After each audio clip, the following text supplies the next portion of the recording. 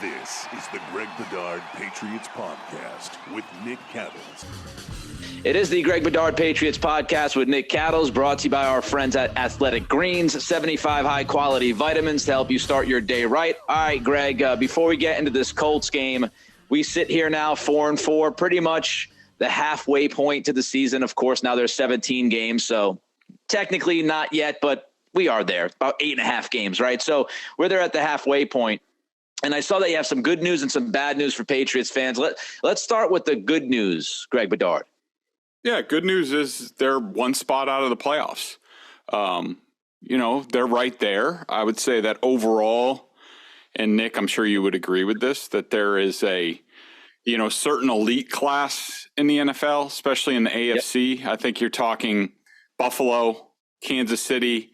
I think Baltimore's knocking on the door of that, especially with the Roquan Smith trade, which I think addresses a humongous need for them at linebacker and makes them a lot better on defense. Now, will John Harbaugh keep going for fourth downs in idiotic situations? I don't know. But I would say, those teams are sort of, the class of what's going on. I think, when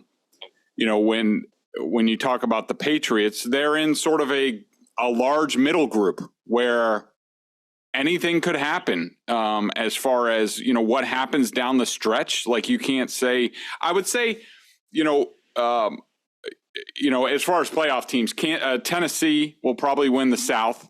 They're 5-2, definitely a flawed 5-2 team, but Mike Vrabel is doing Mike Vrabel things again.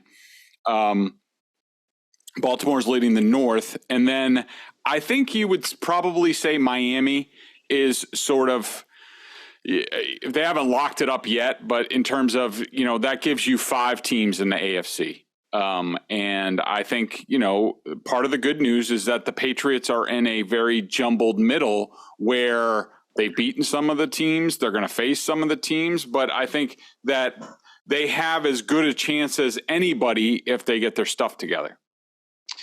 Yeah, I mean, when you look at the rest of really the league, there is the cream of the crop this year that is truly the cream of the crop. And then there's a bunch of other teams, like even in the NFC. So I think you're right. And we've talked about that, Greg, you and I, about this football team. They're pretty much in the middle of the pack. If they play great football, they can beat a lot of teams. If they play bad football, they can lose to a lot of teams. They're in that middle tier.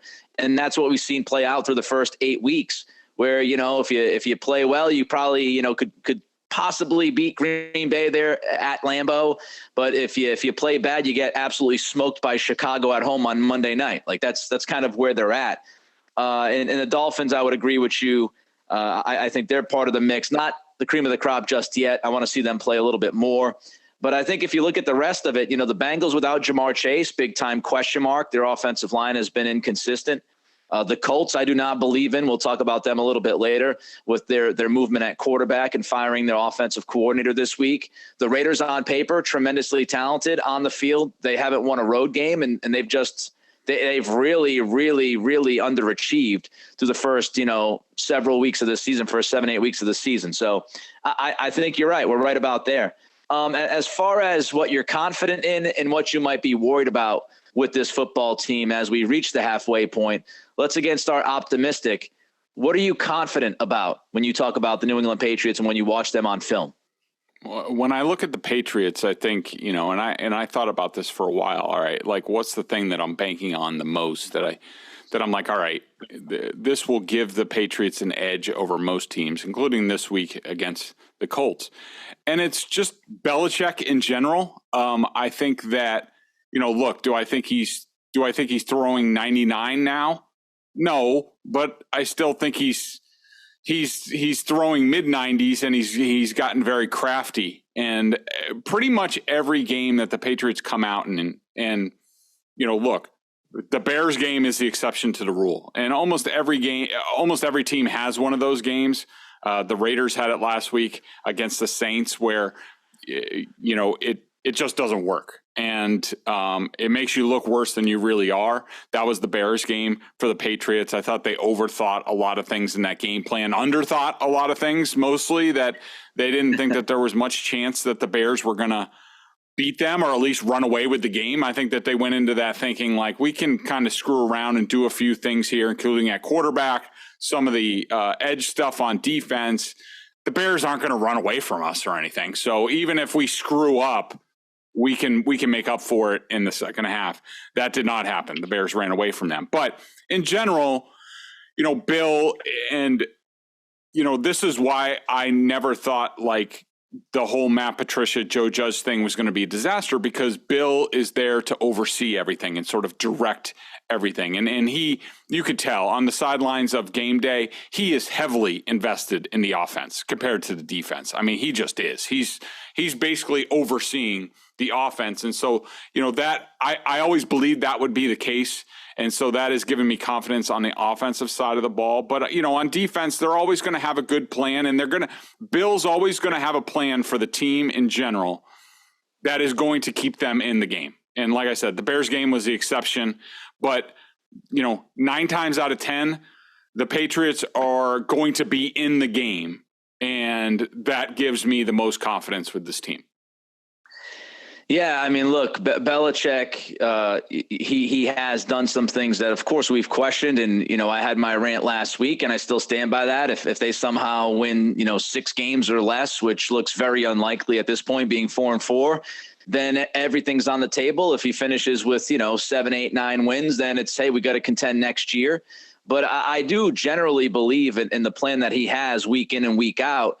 I just didn't like how he handled some of the coaching staff stuff, and how he handled the Mac Jones thing. I thought was a disaster, but I still have confidence in him. I mean, look, it's all relatively speaking. I used to have this conversation in Boston when I was doing radio at EEI and even at 98.5 with Brad Stevens. People would be bitching about Brad Stevens, and I'd say, look, he's still a top 5 coach. Like, he doesn't do everything great. He's not perfect. And eventually his voice kind of wore down that team, and he decided that it would be best for him to move on as the, shot caller in the front office. But it's the same thing with Belichick. Like, you're not going to have a flawless operation, but when you look at the coaching in the NFL, the guy is still the cream of the crop. He's still one of the elite coaches. So I don't have much doubt. I know you have somebody else on the list, and I would jump in on this as well. Rhamondre Stevenson, Greg, you go back a couple of years ago, I stood on my table about getting the football to Damian Harris. And I still believe that. I still believe Damian Harris is a really good back, but Stevenson's better. And he is, I tweeted this on Sunday, and it's not rocket science. He by far is the best offensive player on this football team. Yeah, I mean, he's just dynamic, and now a variety of different ways. I definitely have a lot of confidence in him. Of course, at the running back position, a lot of it's dependent on what's going on him, namely, the blocking, and is the passing game effective enough to give him the opportunity to run. But then again, we saw against the Jets that even if it wasn't blocked well, and it wasn't blocked well most of the day, I mean, Stevenson can just break a couple tackles and get 50 yards. And, the James White arrow route that he pulled out, the one-handed grab, you're just like, holy cow, there is something there. And you do, I think we mentioned it, you do worry about the workload with him. I do think he's built for it, and at least in a 1-year scenario, that's fine. You're hoping probably at some point that the Patriots get Ty Montgomery back to give you a little bit more in the pass game as far as alleviating some of the stuff from Stevenson. But there's little question that he is the best offensive player on this team right now, and he's been sensational all year. Sort of started at the end of last year, and credit to him, he just has rolled it into this year and gone up another level. Yeah, I'd also mentioned Jacoby Myers. He deserves mention, obviously, as a key offensive player. He's been really good, man, and I hope he stays, but who knows what happens with that. All right, defensively, you talked Belichick coaching, you talked offensively. Defensively, what do you feel confident in? I continue to really like their man coverage ability in the back end, as far as, receivers, all right, tight ends and running backs. You can sort of argue with that, and I would not argue against it. But as far as like their cornerbacks and their ability, if they're able to play man to man, I mean, from Jonathan Jones, Jalen Mills at times, I thought he was better this past week.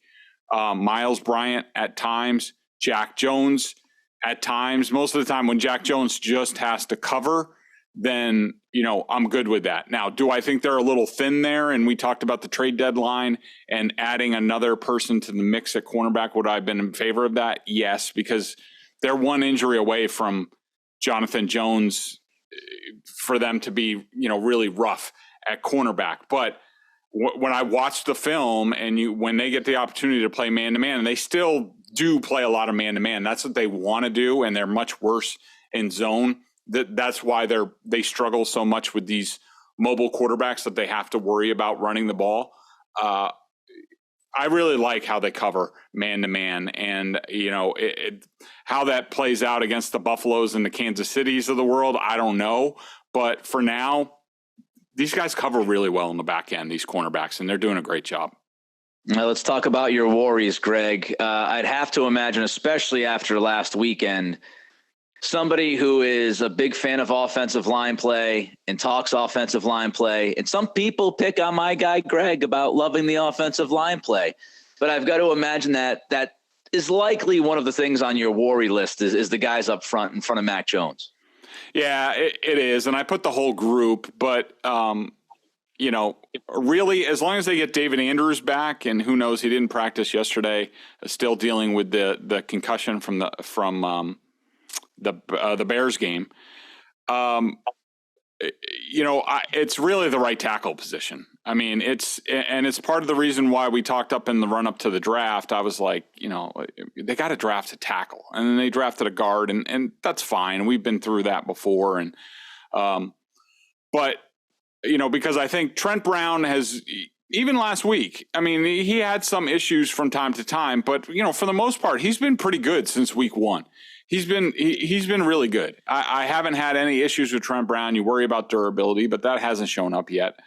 But it's right tackle and left guard. And Cole Strange is fine. I mean, he's where he is. He's a young player. This is what you deal with. But you see when David Andrews is not there, there are issues. And one of the underlying things that people haven't really talked about, and they look at the PFF numbers from Cole Strange in certain games and things like that. What they don't realize is he gets a lot of help from David Andrews, and that's fine. I mean, that's what you would think, because Michael Wenu at right guard has been sensational this year. And so pretty much anytime Andrews doesn't have anybody readily to block, he turns to Cole Strange's side. Now, James Ferentz does that too. He's very smart. He's just limited athletically. But, I think that Cole Strange, as long as he has Andrews there, he'll be fine. It's good enough. I mean, it's not going to be perfect. He's a rookie. You deal with it.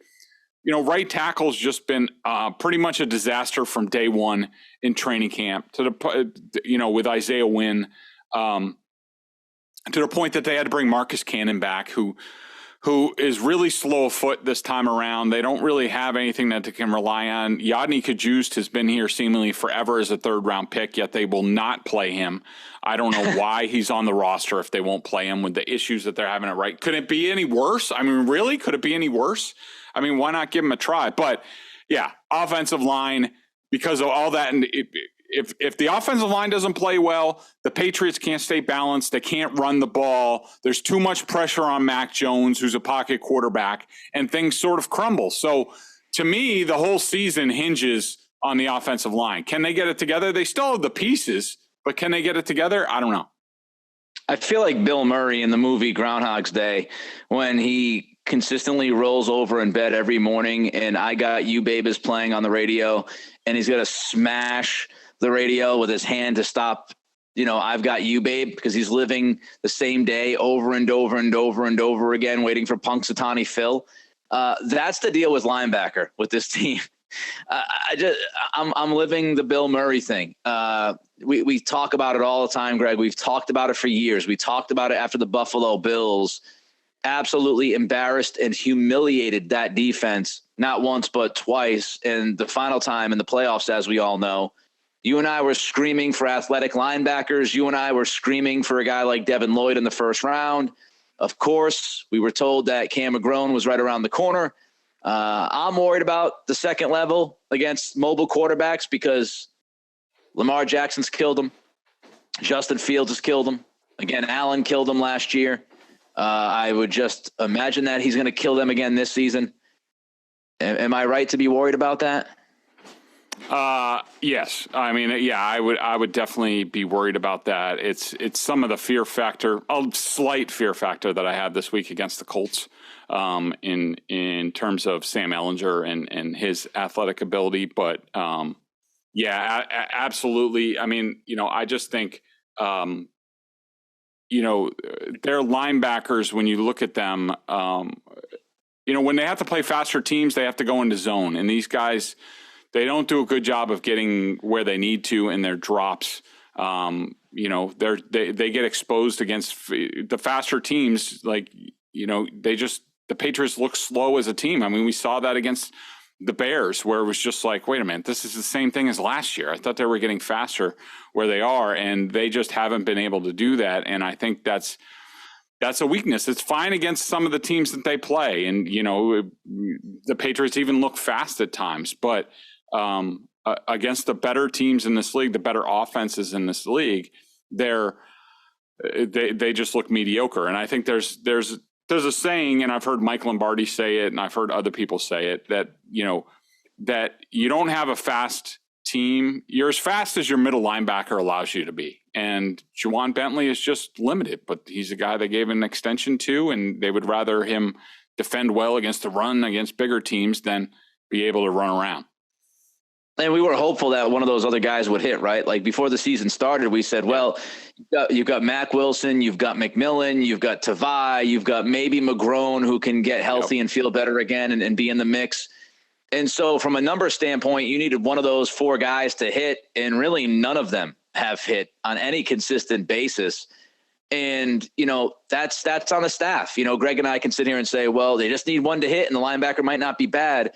But it's up to the staff to evaluate these guys and truly know what they have. And they swung and missed on every single one of them. And I think you made a great point earlier this week. Like, it's not like Tavai is Captain Reckless out there. He's not an impact player, and he's not somebody who can make plays against elite offenses and running quarterbacks consistently. And that's what they need. They need an impact guy who could run around the football field and make some plays and show up. They need a Kyle Duggar-esque linebacker, so to speak. Downhill, flying around the field, sure tackler, making people pay, and they don't have that. All right, so one more thing. Play calling, especially situational play calling and tight game play calling. Your thoughts, Greg?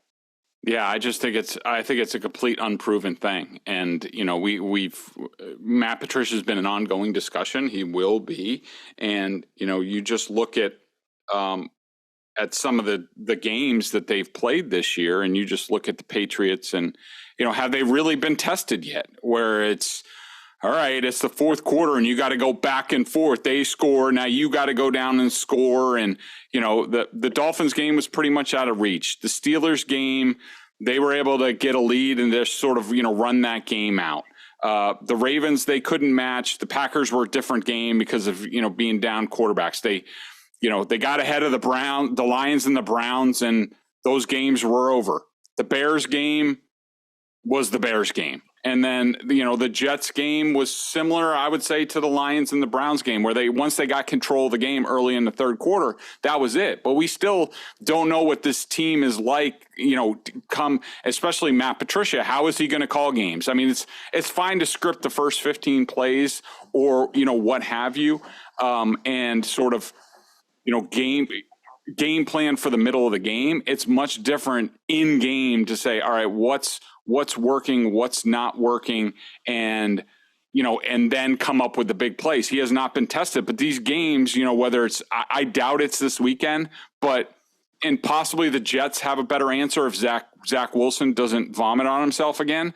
But, games like the Vikings, the Bills, the Cardinals, the Raiders, the Bengals. I mean, basically the whole rest of the schedule, they're going to have to pull some games out in the fourth quarter to win those games. And that's something, I'm not saying they can't do it. I'm just saying it's a great unknown. It's a great unknown indeed. Before we get to this Colts game on Sunday, Greg, tell the people about Athletic Greens. I started taking AG1 because I wanted to make sure I was getting all the vitamins and nutritional supplements I needed in one place. Now I've been on it for about 4 months and I love it. It doesn't taste like it's super healthy, has kind of a mild tropical taste, a little minty, and I actually look forward to it each morning. So what is this stuff? With one delicious scoop of AG1, you're absorbing 75 high-quality vitamins, minerals, whole food source ingredients, probiotics, and adaptogens to help you start your day right. This special blend of ingredients supports your gut health, your nervous system, your immune system, your energy, recovery, focus, and aging, all the things you're looking for. I take it first thing in the morning, and now it's part of my morning routine, and I'd be lost without it. Contains less than 1 gram of sugar. Love that. No GMOs, no nasty chemicals or artificial anything, while still tasting good. Right now, it's time to reclaim your health and arm your immune system with convenient daily nutrition. It's just 1 scoop in a cup of water every day. That's it. No need for a million different pills and supplements to look out for your health. To make it easy, Athletic Greens is going to give you a free 1-year supply of immune-supporting vitamin D and 5 free travel packs with your first purchase. All you have to do is visit athleticgreens.com/Bedard. Again, that's athleticgreens.com/Bedard to take ownership over your health and pick up the ultimate daily nutritional insurance. The Indianapolis Colts, a team that's on shaky ground right now. Chris Ballard on the hot seat, their GM, Frank Reich on the hot seat. They fired their offensive coordinator this week, even though he's not responsible for calling the plays. They benched Matt Ryan after trading for him in the offseason. That did not work out a year after the Carson Wentz disastrous situation. Jonathan Taylor also banged up. Not sure if he's going to play this weekend, but let's look at this offense, Greg. Sam Ehlinger now quarterback. They're trying to figure out what they have in him, and what do you see when you look at this Colts offense? I mean, it's rough. I mean, they still come up with plays for Jonathan Taylor, who, of course, did a number on the Patriots last year in the game where they couldn't stop him when the game ever. But really, when the game was on the line, they needed one more stop to win that game, and the guy goes like 80 yards for a touchdown. Brutal. Yeah, I would say, Ehlinger is, how do I put this? He's more of an athlete than a quarterback. He's basically, he's a little bit like Zappe. He's 6'1", pretty strong. He's got a strong arm. Definitely at Texas, he's a runner. He took a lot of hits, a little bit reckless. Kind of reminds me of Carson Wentz a bit more than anything. And, the Colts, it'll remind people a little bit of the Steelers offense in terms of a lot of motion, end arounds. They're trying to come up with yards, screens, slip screens, stuff like that. They will dial up. He hit a couple long passes against Washington last week. But the big thing is I expect the Patriots to bring a bunch of heat this game, both against the run and Ehlinger, and just, I would spy Ehlinger, don't play zone. That made it, he did a pretty good job against zone against Washington. I would put the pressure on him and see if you can make the pipes burst. Defensively, what do the Colts look like?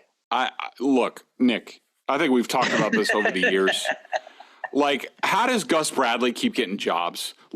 He's got pictures on people or something. He's got to have Frank pictures. Reich goes from, he had Matt Eberflus last year, who does a good job. We saw him with Chicago. He did a good job against, Mac Jones got picked off twice last year. A guy who does a lot of mixing and matching on defense in terms of what he does, changes things up, gives you different looks pre and post snap. It's Gus Bradley in the old Seattle cover 3, which died about 10 years ago.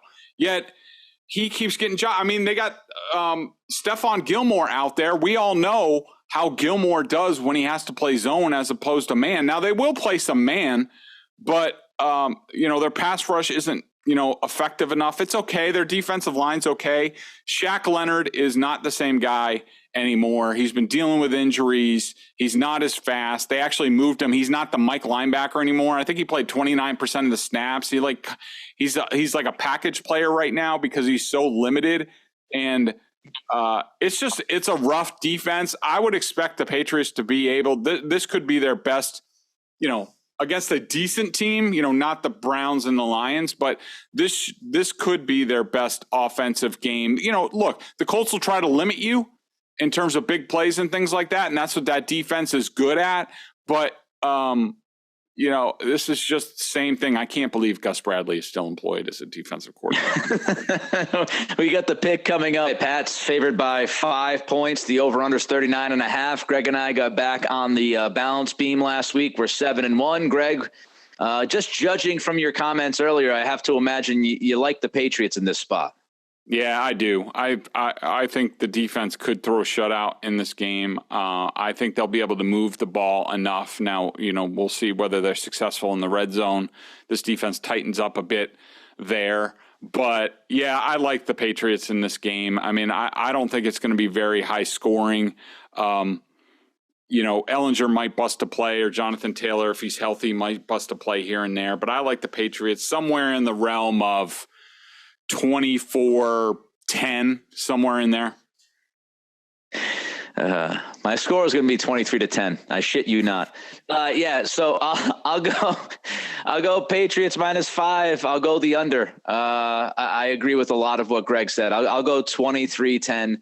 I think the Patriots can take care of business here, and they better take care of business, because if they struggle against this football team, I don't think the Colts are very good. You're at home.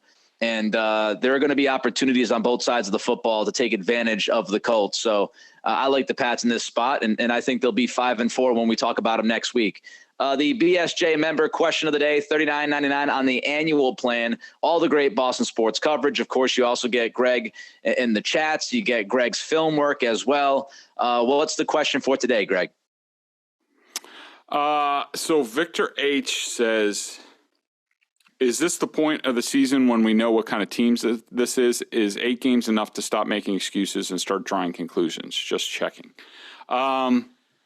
It's not quite enough time, because I do think the quarterback injury, Mac Jones, sort of, delayed everything.